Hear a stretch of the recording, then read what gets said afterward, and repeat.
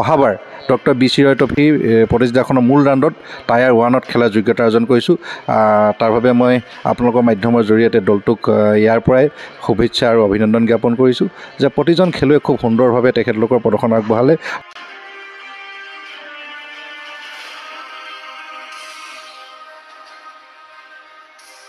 গোসাইগাঁৱতো ক'বই নালাগে, গোসাইগাঁৱে এতিয়ালৈকে সৰ্বাধিক অসমৰ আন্তঃৰাষ্ট্ৰীয় খেলুৱৈ জন্ম দিছে। যেনেকৈ নাহৰকটীয়া আগতে ফুটবলৰ পুং বুলি কয়, তেনেদৰে এফালে উজনিত নাহৰকটীয়া, নামনিত গোসাইগাঁও। ফুটবল খেলত খেলুৱৈ, প্ৰশিক্ষক, পৰিচালক আৰু সংগঠক এটা মুদ্ৰা ইপিঠি সিপিঠি। এইবাৰ কিন্তু আমাৰ আছাম ওমেন লীগ টোটেলি আমাৰ ওমেন ৰেফ্ৰীয়ে খেলালে। একদম মেচ কমিশ্যনাৰ পৰা আপোনাৰ ৰেফ্ৰীলৈকে গোটেইখিনি ওমেনে কৰিলে এবাৰ। ওমেন ৰেফ্ৰীয়ে কৰিছে আৰু খুব ভাল সুন্দৰ খেল খেলাইছে। আৰু এইবাৰ আমাৰ ৰেফ্ৰী পৰীক্ষাও খুব সাংঘাতিক আমি সফল হৈছোঁ যে এবাৰ অসমৰ ফুটবল ইতিহাসত সৰ্বাধিকভাৱে আপগ্ৰেডেশ্যন পৰীক্ষাত 306জন ৰেফ্ৰীয়ে অৱতীৰ্ণ হৈছিল। মেঘালয়ত যিহেতু ৰাষ্ট্ৰীয় গেমছ হ'ব, কিন্তু তাৰ আগত আমি 2026ৰ সন্তোষ ট্ৰফিত আমি কিন্তু টপ 8ত থাকিব লাগিব। টপ 8ও নহয়, টপ 7ত থাকিব লাগিব। টপ 7ত থাকিলেহে আমি নেশ্যনেল গেমছ খেলিবলৈ পাম। ছেকেণ্ড টাৰ্মৰ বাবে আমাৰ সভাপতি ঢকুৱাখানা বিধানসভা সমষ্টিৰ সন্মানীয় বিধায়ক তথা অসম চৰকাৰৰ প্ৰাক্তন ক্ৰীড়ামন্ত্ৰী নৱ কুমাৰ দলে ডাঙৰীয়া আৰু চিৰাং জিলাক প্ৰতিনিধিত্ব কৰি অসম ফুটবল সন্থাৰ সম্পাদক হোৱা ডক্টৰ চাংৰাং মহম্মদ, তেখেতৰ এজন খুব যুৱ ক্ৰীড়া সংগঠক, সমাজসেৱক।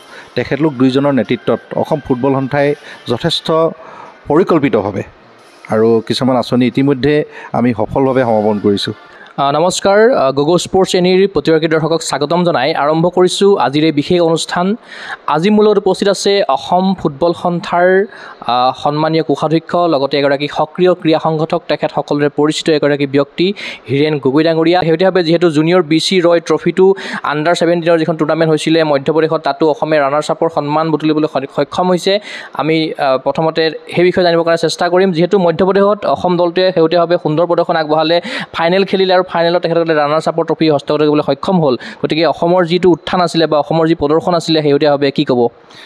নিশ্চয়কৈ এবাৰ অসম দলে ডক্টৰ বি চি ৰয় ট্ৰফি সৰ্বভাৰতীয় ফুটবল ফেডাৰেশ্যনৰ যিটো আণ্ডাৰ 17 জুনিয়ৰ ৰাষ্ট্ৰীয় চেম্পিয়নশ্বিপ হৈছিলে টায়াৰ 2 এইবাৰ মধ্যপ্ৰদেশৰ বালাঘাটত হৈছিলে। বালাঘাটত অসম দলে গ্ৰুপৰ খেলত প্ৰথমখন খেলত ৰাজস্থানক 3-0 গ'লত, দ্বিতীয়খন খেলত জম্মু কাশ্মীৰক 3-0 গ'লত, তৃতীয়খন খেলত হাৰিয়ানাক 1-0 গ'লত পৰাস্ত কৰি ছেমিফাইনেলত উত্তীৰ্ণ হয়। ছেমিফাইনেল খেলত বিহাৰক 2-1 গ'লত পৰাস্ত কৰি চূড়ান্ত খেলখন খেলাৰ যোগ্যতা অৰ্জন কৰে। আৰু যিহেতু এইবাৰ দলটোৱে আমি টায়াৰ 2ত খেলিছিলোঁ, আপোনালোকক এটা কথা আপোনালোকৰ মাধ্যমেদি জনাই থওঁ যে 2014 চনৰ পাছত সৰ্বভাৰতীয় ফুটবল ফেডাৰেশ্যনে এই যিবিলাক আমাৰ আণ্ডাৰ এজৰ খেলা আছে, বয়সৰ অনুৰ্ধ খেলা আছে, এই খেলাবিলাকত টায়াৰ 1 আৰু টায়াৰ 2 দুভাগ কৰিছিলে।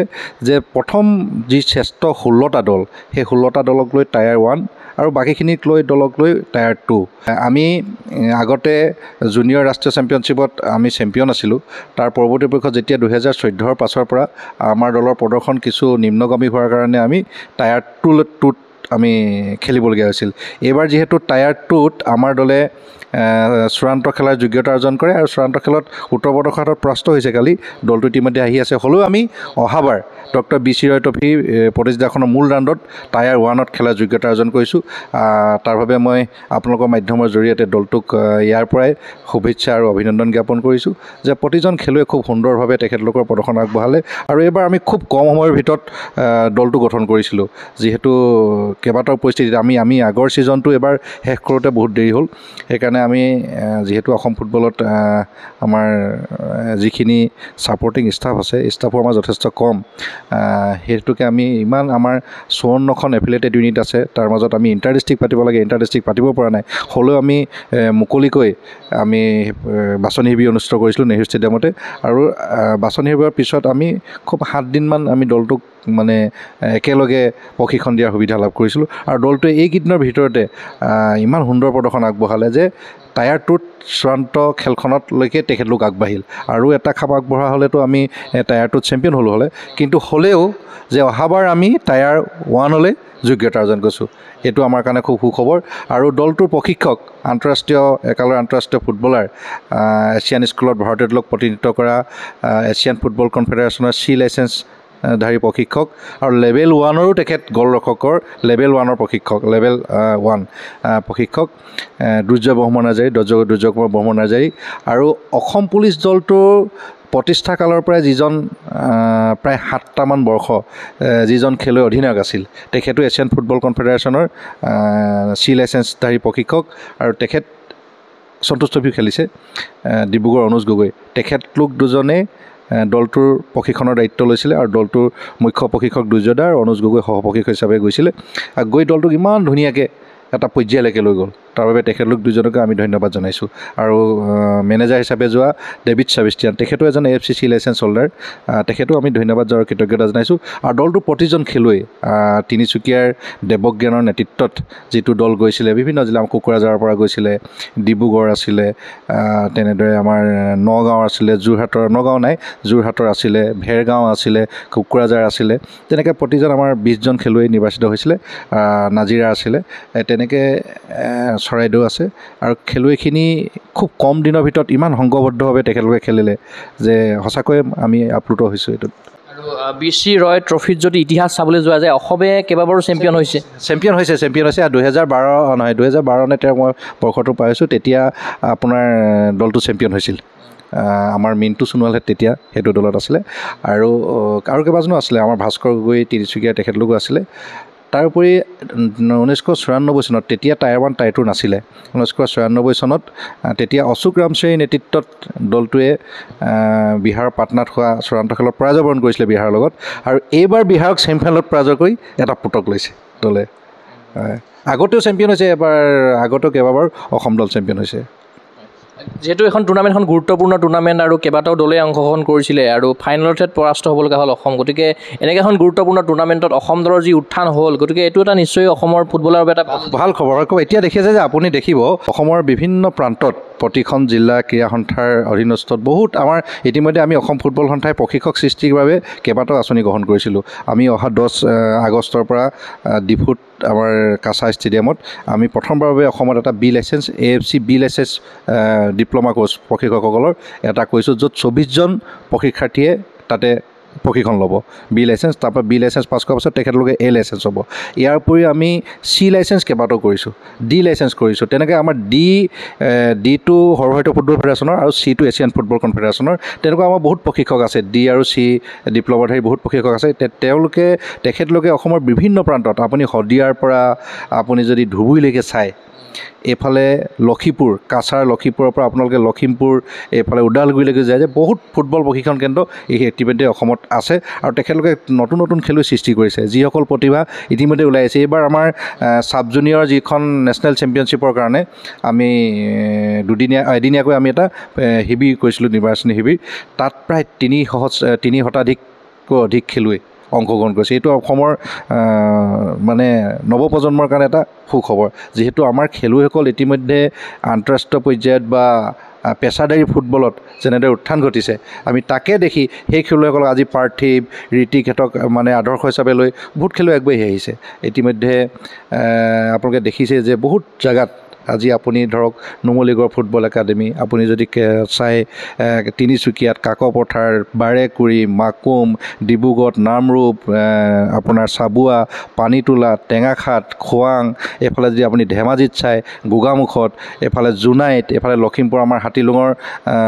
দীপাংকৰ তামুলী ফুকনে নিজৰ প্ৰচেষ্টাত হাতীলুং ফুটবল কোচিং চেণ্টাৰটো আজি বহুত দিনৰ পৰা ধৰি ৰাখিছে নামৰূপ টাউন ক্লাবত উপেন ভূঞা অসীম হাজৰিকাই এইফালে চলাই আছে নাহৰকটীয়াত আছে আমাৰ পিংকুমণি হাজৰিকা এইফালে আমাৰ নাজিৰাত 10-12টা চেণ্টাৰ চলি আছে চৰাইদেউত চলি আছে শিৱসাগৰ ৰাজমাই শিৱসাগৰ পিয়লি ফুকনত আমাৰ শিৱসাগৰ যিটো শিশু প্ৰশিক্ষণ ফুটবল প্ৰশিক্ষণ কেন্দ্ৰ আপোনাৰ এইফালে আমগুৰিত চলিছে এইফালে যোৰহাটত টিয়কত কাকজানত এনেদৰে আপুনি যদি দেখে আমাৰ বোকাখাটত প্ৰাঞ্জল গগৈ এনেকৈ নুমলীগড়তো আপোনাৰ ফিডাৰ চেণ্টাৰকেইটা আছে নুমলীগড় একাডেমি আছে আপোনাৰ কাৰ্বি আংলঙত আপোনাৰ সৰিয়জানতো আজিকালি এটা প্ৰশিক্ষণ চেণ্টাৰ হৈছে আপুনি কাৰ্বি আংলঙত যদি কাছালৈ আহে কাছাত হৰেণ ইংটিয়ে সপ্তাহটোত আপোনাৰ গোটেই 7 দিনেই কাছা ষ্টেডিয়ামতে থাকে। ষ্টেডিয়ামটোতে মানে আপুনি গ'লে দেখিব যে হৰেণিংটিয়ে ল'ৰাখিনি লৈ পূৰা লাগি আছে।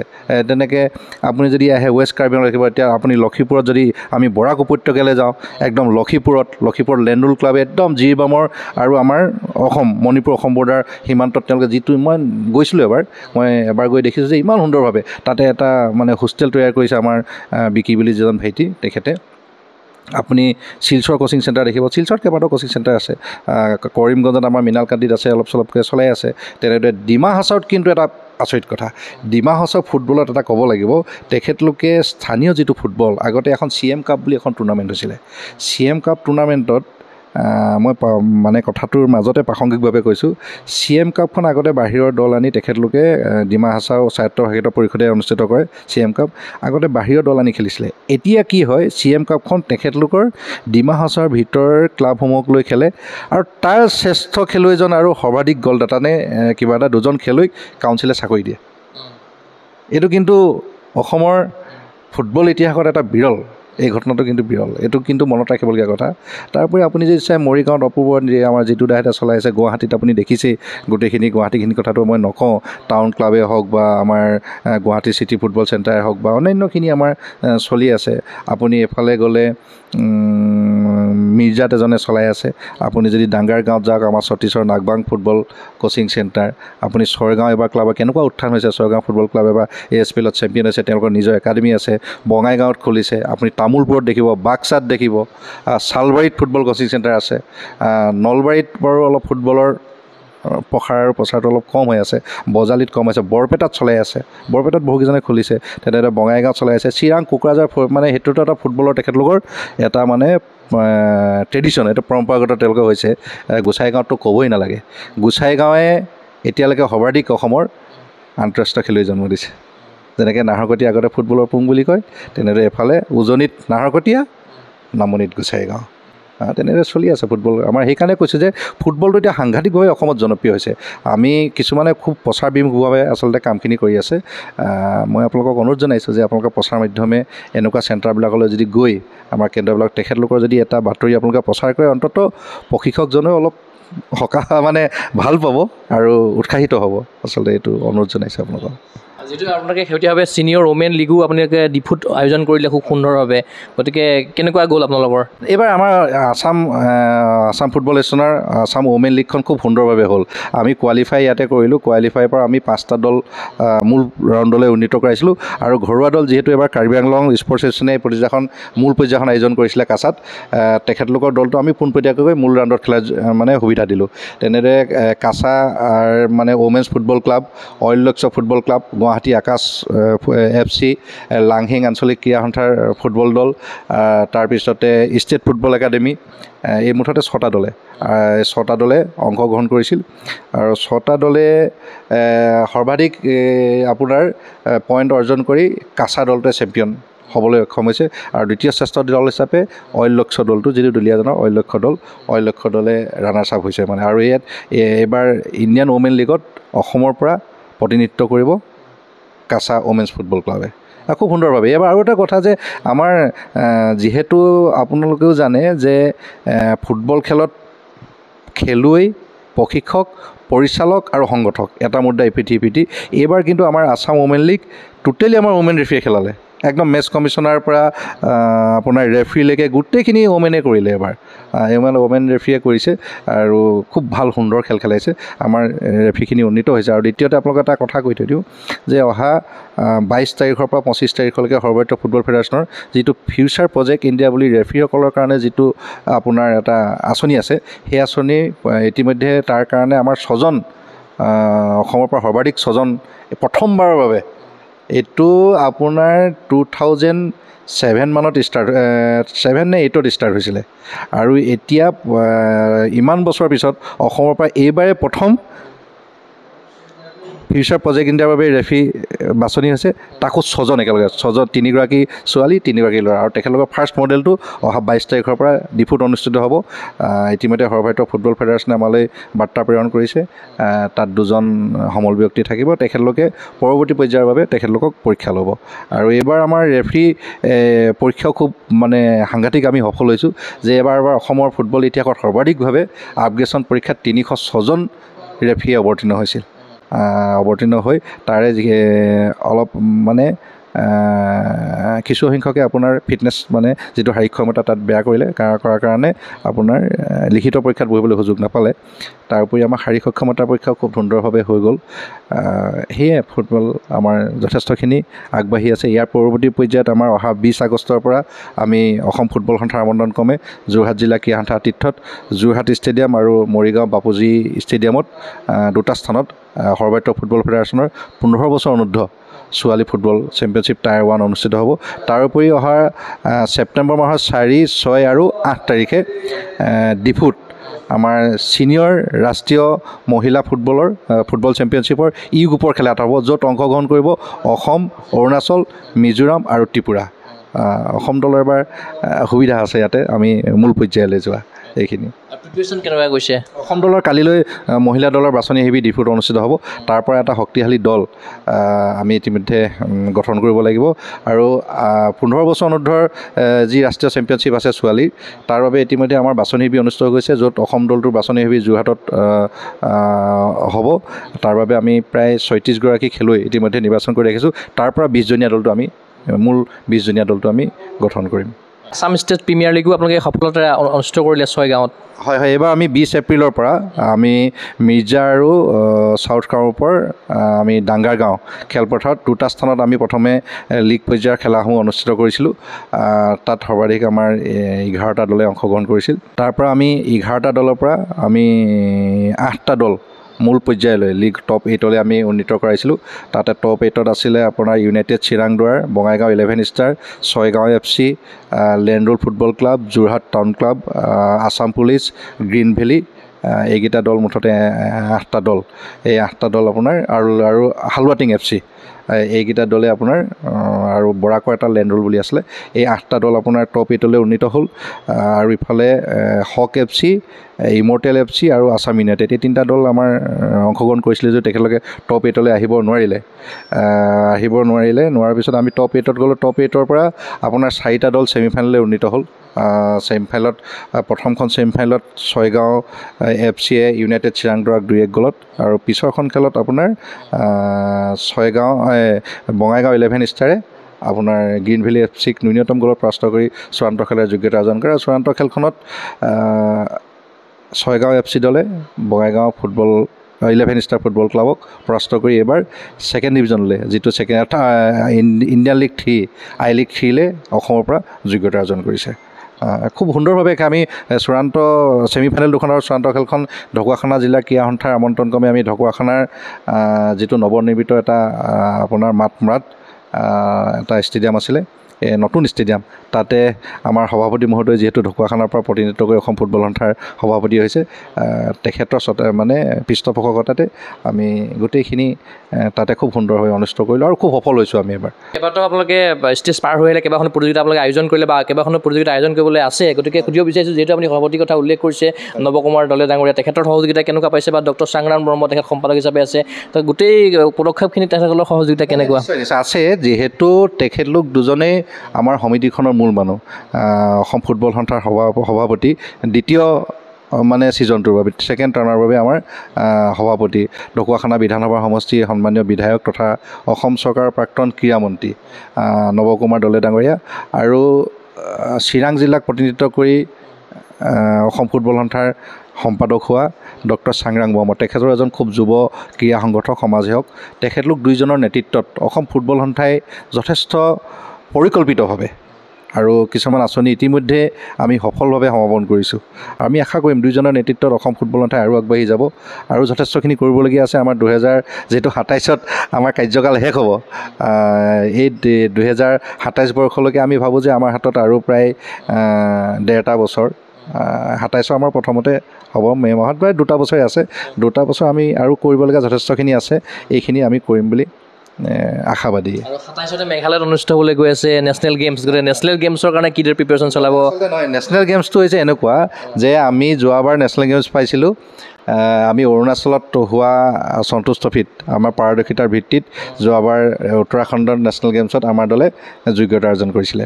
আৰু তাত যিহেতু আমি কেৰেলাৰ লগত ছেমিফাইনেলত মানে টাইব্ৰেকাৰত হাৰিলোঁ, কিন্তু খুব দুখৰ বিষয় যে আমি যিহেতু আছিলোঁ প্ৰতিযোগিতাখনত, মই গোটেই অসমৰ ৰাজ্যিক দলটোৰ অসম অলিম্পিক ৰাজ্যত তাত মই নিজে ডেপুটি চিফ ডিমিশ্যন আছিলোঁ, আৰু মই অসমৰ প্ৰতিখন খেললৈকে গৈছোঁ তাতে, যে খেলটো খুব ভাল খেলে কিন্তু কেতিয়াবা ভাগ্যও লগ নিদিয়ে, যে তেনেকুৱা হ'ল। আমি ভাগ্যই লগ নিদিলে আচলতে সেইবাৰ, শেষ মুহূৰ্তলৈকে 80% খেলখনত আমাৰ দলে খেলিলে। কোনোবাটো বল গ'ল মাৰিছে, কোনোবাটো গ'লকিপাৰে ছেভ কৰিছে, কোনোবাটো গ'ল পোষ্টত লাগিছে, কোনোবাত বাৰত লাগিছে, এনেকুৱা হ'ল খেলখনত। আৰু টাইব্ৰেকাৰটো আমাৰ এনেকুৱা হ'ল, পেনাল্টি শ্বুটাৰটো আমাৰ খুব মানে যিকেইজন আমাৰ সফল খেলুৱৈ পেনাল্টি শ্বুটাৰটোত যাক আমি মানে স্পেচিয়েলিষ্ট বুলিয়ে কওঁ, তেখেতলোকে গৈ মিছ কৰিলে। তেনে সেইকাৰণে আৰু আমাৰ গ'লকিপাৰো প্ৰথম 2টা বল ছেভ দিছে। তাৰপিছতো আমাৰ দল যেতিয়া হাৰিলে, তেতিয়া আমি ভাগ্যকে দি আহিছোঁ। যে কি নহওক, যিহেতু 2027 আমাৰ চুবুৰীয়া মেঘালয়ত যিহেতু ৰাষ্ট্ৰীয় গেমছ হ'ব, কিন্তু তাৰ আগত আমি 2026ৰ সন্তোষ ট্ৰফিত আমি কিন্তু টপ 8ত থাকিব লাগিব। টপ 8ও নহয়, টপ 7ত থাকিব লাগিব। টপ 7ত থাকিলেহে আমি নেশ্যনেল গেমছ খেলিবলৈ পাম। যিহেতু ঘৰুৱা দল হিচাপে মেঘালয়ে অন্তৰ্ভুক্ত হ'বই 8টা দলত, আৰু টপ 7 হ'ব লাগিব। টপ 7ত থাকিলেহে আমি নেশ্যনেল গেমছ খেলিবলৈ পাম। আমি আশাবাদী যে এইবাৰো সন্তোষ ট্ৰফিত আমাৰ দল ভাল হ'ব, আৰু 2027ত আমি পূৰ্ণ প্ৰস্তুতিৰে, যিহেতু নেশ্যনেল গেমছ আছে, আমি সন্তোষ ট্ৰফিত আমি ভাল ফলাফল দেখাবই লাগিব। সন্তোষ ট্ৰফিৰ কাৰণে কিবা পৰিকল্পনা আছে নেকি, বা ধৰি লওক দল বাছনিৰ ক্ষেত্ৰত? দল বাছনি, যিহেতু সন্তোষ ট্ৰফিটো আমাৰ নৱেম্বৰ শেষত আমাৰ কোৱালিফাই ৰাউণ্ডটো হয়তো। ইতিমধ্যে আমাৰ টেকনিকেল কোঅৰ্ডিনেটৰ আমাৰ আছাম ফুটবল এছ'চিয়েশ্যনৰ সোণম ৰামচিয়াৰী, তেখেতে বিভিন্ন স্কাউটাৰৰ জৰিয়তে কিছু কথা বতৰা ইতিমধ্যে আৰম্ভ হৈছে। আমাৰ সম্পাদক মহোদয়ৰ লগতো ইতিমধ্যে কথা বতৰা আৰম্ভ হৈছে যে সন্তোষ ট্ৰফিত যিহেতু আমাৰ প্ৰদৰ্শন ভাল হ'ব লাগে, তাৰ বাবে যোৱাবাৰ আমাৰ খুব ভাল খেলুৱৈ আছিলে, কিন্তু কিয় জানো যোৱাবাৰ আমি দলটোৱে সন্তোষ ট্ৰফিত আমি মানে আগবাঢ়িব নোৱাৰিলোঁ। কিন্তু পৰৱৰ্তী পৰ্যায়ত কিন্তু আমাৰ সেইটো দলেই তাৰ সৰহসংখ্যক খেলুৱৈ গৈ কিন্তু নেশ্যনেল গেমছত ভাল প্ৰদৰ্শন কৰিলে। আমি আশা কৰিম যে এইবাৰো দলটোৱে যাতে ভাল প্ৰদৰ্শন দেখায়, তাৰ বাবে অসমৰ বচা খেলুৱৈসকলক লৈ মানে অভিজ্ঞ আৰু নতুনত্ব দুয়োটাৰ সংমিশ্ৰণ কৰি আমি এটা ভাল দল সৃষ্টি কৰিব লাগিব। এজন ভাল প্ৰশিক্ষক লাগিব, যিহেতু সন্তোষ ট্ৰফিত A লাইচেঞ্চ কোচ লাগে। A license coach B license হ'লেও হয়। আমি আমাৰ ইতিমধ্যে বহুকেইজন B লাইচেঞ্চ অভিজ্ঞ প্ৰশিক্ষক অসমত সৃষ্টি হৈছে। আমি চেষ্টা কৰিম তেখেতলোকক বা লৈ, বা আমাৰ অসম ফুটবল সন্থাৰ বিষয়ববীয়াসকলে এইটো এটা সিদ্ধান্ত ল'ব যে অসমৰ প্ৰশিক্ষক থাকে নে বাহিৰৰ প্ৰশিক্ষক আনি দলটোক এটা উন্নত পৰ্যায়লৈ লৈ যাব পাৰিব আৰু আগবাঢ়ি লৈ যাব পাৰিব, তাৰ চিন্তা চৰ্চা ইতিমধ্যে কৰিব লাগিব। যোৱাবাৰ যিটো দলৰ নেতৃত্ব লৈছিলে ISL খেলা প্লেয়াৰ প্ৰজ্ঞান সুন্দৰ গগৈ, গতিকে এইবাৰো হয়তো দলত ISL খেলা প্লেয়াৰ বা তেনেকুৱা ধৰণৰ অভিজ্ঞতা সম্পন্ন প্লেয়াৰ থাকিব। তাৰমানে এটা কথা আছে, সৰ্বভাৰতীয় ফুটবল ফেডাৰেশ্যনে কিছুমান নীতি নিয়ম বান্ধি দিছে যে ISL খেলুৱৈ ISLত যদি খেলি থাকে আৰু I লীগত যদি খেলি থাকে, সেই খেলুৱৈ সন্তোষ ট্ৰফি খেলিব পাৰে। তেনে দলটোৰ পৰা তেওঁ একেবাৰে আঁতৰি আহিব লাগিব। তেতিয়াহে মানে প্ৰজ্ঞান আঁতৰি আহিছিলে। পৰৱৰ্তী পৰ্যায়ত আমি তেনেকুৱা খেলুৱৈ আৰু পোৱা নাই, অকল প্ৰজ্ঞানকে পালোঁ। কিন্তু নেশ্যনেল গেমছত তেনেকুৱা কোনো বাধ্যবাধকতা নাই কাৰণে আমি প্ৰাঞ্জল ভূমিজক পালোঁ, প্ৰজ্ঞান আছিলে, তেনেদৰে আমি কেইবাজনো খেলুৱৈ পালোঁ, নবীন ৰাভা ISL প্লেয়াৰ তেনেদৰে আছিলে। এইবাৰ আমি আশা কৰিম যে তেনেকুৱাকৈ আমি খেলুৱৈ, যোৱাবাৰ প্ৰজ্ঞানক যেনেদৰে আনিছিলোঁ, এইবাৰ তেনেকুৱা খেলুৱৈ কাৰোবাক আনিব পাৰোঁ নেকি। যদি পাৰোঁ তেনেহ'লে চেষ্টা কৰিম আমি নিশ্চয়। 8 আগষ্টত নেহেৰু ষ্টেডিয়ামত ছাইৰ সহযোগত আপোনালোকে আয়োজন কৰিবলৈ গৈ আছে এখনি অস্মিতা ফুটবল লীগ, গতিকে সেই সম্পৰ্কে অলপ জানিব বিচাৰিছোঁ। অহা 8 আগষ্টৰ তাৰিখে ভাৰতীয় ক্ৰীড়া প্ৰাধিকৰণ, গুৱাহাটী আঞ্চলিক কেন্দ্ৰ আৰু অসম ফুটবল সন্থাৰ যুটীয়া উদ্যোগত অস্মিতা খেলো ইণ্ডিয়া আণ্ডাৰ-13 ছোৱালী ফুটবল প্ৰতিযোগিতা অনুষ্ঠিত হ'ব, য'ত মুখ্য অতিথি হিচাপে উপস্থিত থাকিব 2020-21 আৰু 21-22 আৰু 22-23 বৰ্ষৰ শ্ৰেষ্ঠ মহিলা খেলুৱৈ মনীষা কল্যাণ। ইতিমধ্যে তেখেত কালিলৈ আহি গুৱাহাটীত পদাৰ্পণ কৰিব, তেখেত উপস্থিত থাকিব। যিহেতু সৰ্বভাৰতীয় ফুটবল ফেডাৰেশ্যন আৰু ভাৰত চৰকাৰ ক্ৰীড়া মন্ত্ৰালয়, বিশেষকৈ ভাৰতীয় ক্ৰীড়া প্ৰাধিকৰণে মহিলা ফুটবলক আগুৱাই নিয়াৰ স্বাৰ্থত বহুখিনি তেখেতলোকে কাম কৰিছে। সেই তাৰে অন্যতম ফচল হৈছে এই অস্মিতা খেলো ইণ্ডিয়া মানে বয়সৰ অনুৰ্ধ টুৰ্ণামেণ্টবিলাক। ইতিমধ্যে আমি আণ্ডাৰ-15 আৰু আমাৰ আণ্ডাৰ-17 ইতিমধ্যে শেষ কৰিলোঁ। এইবাৰ অস্মিতা 13 আমাৰ 4টা কেন্দ্ৰত হ'ব। এটা হ'ব নাজিৰাৰ টেঙাপুখুৰীত, এটা হ'ব কাৰ্বি আংলঙৰ লাহিঙত, এটা হ'ব ভেৰগাঁৱত আৰু মূল কেন্দ্ৰটো হ'ব গুৱাহাটী নেহেৰু ষ্টেডিয়ামত। নহয়, নেহেৰু ষ্টেডিয়ামত অহা 8 তাৰিখে আপুনি কৈছে, 8 তাৰিখে অনুষ্ঠিত হ'ব। আমি আশা কৰিছোঁ তাত মানে খুব এটা ভাল পৰিৱেশ সৃষ্টি হ'ব আৰু এনেকুৱা আচলতে মঞ্চবিলাক দিব পাৰিলে আমি আমাৰ তৃণমূল পৰ্যায়ৰ যিসকল খেলুৱৈ তেখেতলোকক আমি আগুৱাই আনিব পাৰিম। শেষত আপুনি অসমৰ ফুটবল খেলুৱৈসকলক উদ্দেশ্যি কি বাৰ্তা প্ৰেৰণ কৰিব বিচাৰিব, যিসকলে ধৰি লওক অসম ফুটবল সন্থাৰ আণ্ডাৰত খেলিব বিচাৰে? বিভিন্ন ডিষ্ট্ৰিক্টৰ খেলুৱৈ আছে, হাজাৰ হাজাৰ খেলুৱৈ আছে, লাখ লাখ খেলুৱৈ আছে, হয়তো উদিত খেলুৱৈক। নাই, মই সকলোকে আদৰণি জনাইছোঁ আৰু যিহেতু কিছুমান নীতি নিয়মৰ মাজেৰে আমি আগবাঢ়িব লাগিব। যিহেতু সৰ্বভাৰতীয় ফুটবল ফেডাৰেশ্যন আছে, ফিফা আছে বা অসম ফুটবল সন্থা আছে বা জিলা ক্ৰীড়া সন্থা আছে। আমি যিখিনি নীতি নিয়ম আছে এই নীতি নিয়মৰ মাজেৰে আমাৰ যদি কণ কণ প্ৰতিভাসমূহক আমি সংগঠকসকলে আগুৱাই অনাৰ চেষ্টা কৰোঁ, নিশ্চয় এদিন দেখিব যে তাৰ ফচলটো আমি এদিন নিশ্চয় নহয় নিশ্চয় পাম। আৰু মই অভিভাৱকসকলক অনুৰোধ জনাইছোঁ যে মই সততে এই কথাষাৰ কৈ আহোঁ যাতে এটা সুস্থ চিন্তাই আচলতে এখন সমাজক সৃষ্টি কৰিবলৈ হ'লে এটা সুস্থ চিন্তা লাগিব, এটা সুস্থ চিন্তা কৰিবলৈ এটা সুস্থ মগজু লাগিব আৰু এটা সুস্থ মগজুক দিব এটা সুস্থ স্বাস্থ্যই। আৰু এই সুস্থ স্বাস্থ্যটো ক্ৰীড়াই দিব পাৰিব। সেইকাৰণে মই সকলোকে অনুৰোধ জনাইছোঁ ক্ৰীড়াৰ প্ৰতি সকলোৱে ধাবিত হওক, নিজৰ শৰীৰটো সুস্থ হৈ থাকিব। আমি শৰীৰটো সুস্থ হোৱাৰ লগে লগে আমাৰ মগজুটো সুস্থ হৈ থাকিব লাগিব। মগজুটো সুস্থ হোৱাৰ লগে লগে আমাৰ চিন্তাবিলাক সুস্থ হ'ব আৰু চিন্তা যেতিয়া আমাৰ সুস্থ চিন্তা এটা থাকিব নহয়, তেতিয়া সমাজখন সুস্থ হৈ থাকিব আৰু আমি বিভিন্ন ব্যাধিৰ পৰা আঁতৰি থাকিব পাৰিম। মই সেইকাৰণে সকলোকে ক্ৰীড়াৰ প্ৰতি ধাবিত হ'বলৈ অনুৰোধ জনাইছোঁ। ধন্যবাদ। আপোনাৰ সেই পৰামৰ্শ নিশ্চয় গ্ৰহণ কৰিব উদিত খেলুৱৈসকলে। লগত আপুনি ইমানখিনি সময় দিয়াৰ বাবে আপোনাক আমাৰ গুগল স্পৰ্টছ এনিৰ তৰফৰ পৰা বহুত বহুত ধন্যবাদ জ্ঞাপন কৰিলোঁ। ধন্যবাদ। ধন্যবাদ। নিশ্চয়কৈ এয়া আছিল অসম ফুটবল সন্থাৰ সন্মানীয় কোষাধ্যক্ষ হীৰেণ গগৈ ডাঙৰীয়া। আমি তেখেতৰ মুখেৰে অসম ফুটবল সন্থাৰ পৰৱৰ্তী পদক্ষেপ লগতে আগন্তুক যিখিনি প্ৰতিযোগিতা আছে সকলোখিনি আলোচনা কৰিলোঁ আৰু আমি আশা কৰিম তেখেতৰ এই মন্তব্যৰ দ্বাৰা অসমৰ উদিত খেলুৱৈসকল কিছু পৰিমাণে হ'লেও উপকৃত হওক, লগতে অসম ফুটবল সন্থাৰ যিখিনি উদ্দেশ্য আৰু লক্ষ্য আছে সেই আগন্তুক সময়ত সাফল্যমণ্ডিত হওক। সেই আশাৰে মই চিন্ময় কুমাৰ বৰাই বিশেষ অনুষ্ঠানৰ পৰা বিদায় লৈছোঁ। চাই থাকিব গুগল স্পৰ্টছ এনি। ধন্যবাদ।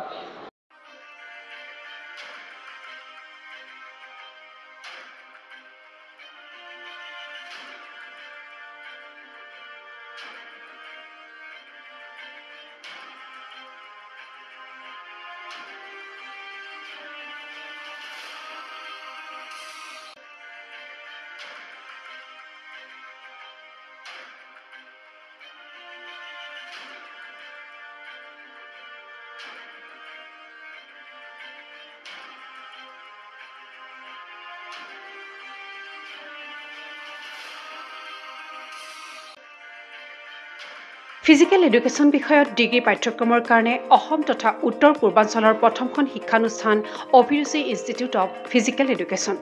2 বছৰীয়া ফিজিকেল এডুকেশ্যনৰ BPEd পাঠ্যক্ৰম আৰু 4 বছৰীয়া BPES পাঠ্যক্ৰমৰ বাবে নামভৰ্তি চলি আছে।